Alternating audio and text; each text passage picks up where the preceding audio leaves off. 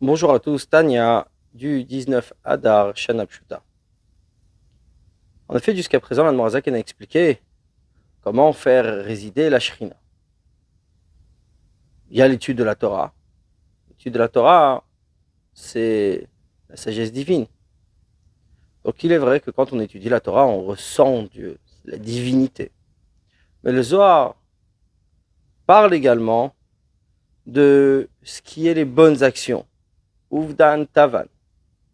Et pourquoi les bonnes actions particulièrement? La bonne action, c'est ce que l'homme fait avec son âme animale, c'est-à-dire avec ce qu'il vit. C'est une action concrète. Et faire résider la shrina, dont on parle ici, c'est la faire justement résider dans la matière la plus concrète.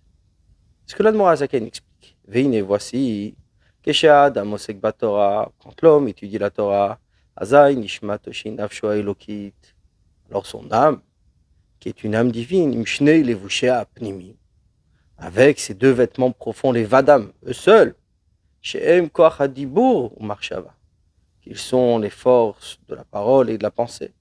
Nichlalot be'or Hashem ein sof baruch.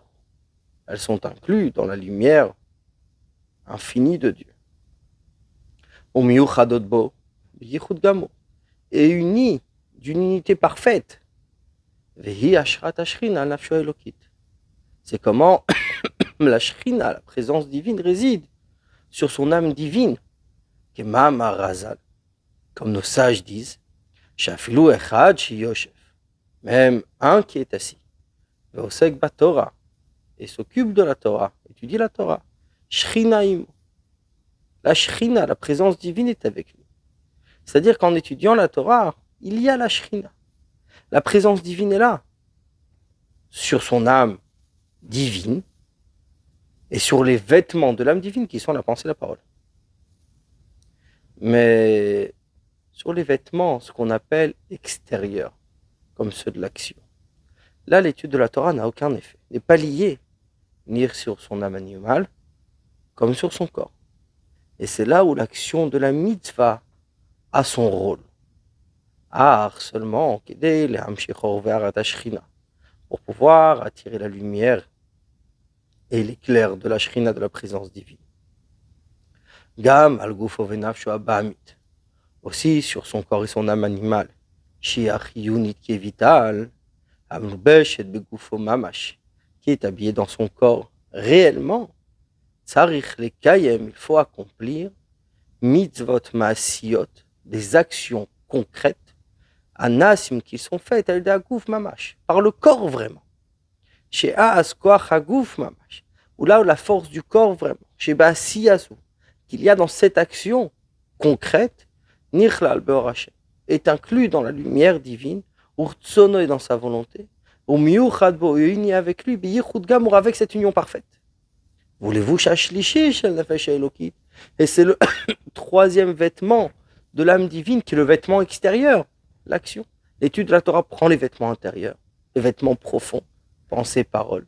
Mais l'action qui est le vêtement extérieur, ça c'est la mitzvah. C'est-à-dire, si nous prenons l'exemple des téphilines, quand on met les téphilines, nous appliquons la volonté divine. Cette volonté divine, et là, c'est une action que je fais avec mon bras, une action concrète que je fais avec mon corps, et donc c'est une action de l'âme divine.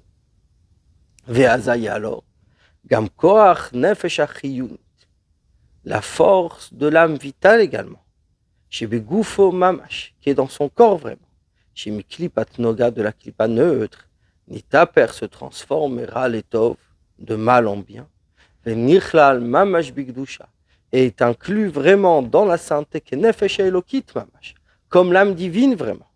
Mais achar, puisque chez hu apoel, c'est lui qui agit, ve'osema c'est mitzvah, et qui fait l'action de la mitzvah. Chez bilado, car sans lui, l'âme divine n'aurait pas agi dans le corps du tout. Car l'âme divine étant spirituelle, et le corps est matériel et grossier. Et l'intermédiaire entre eux,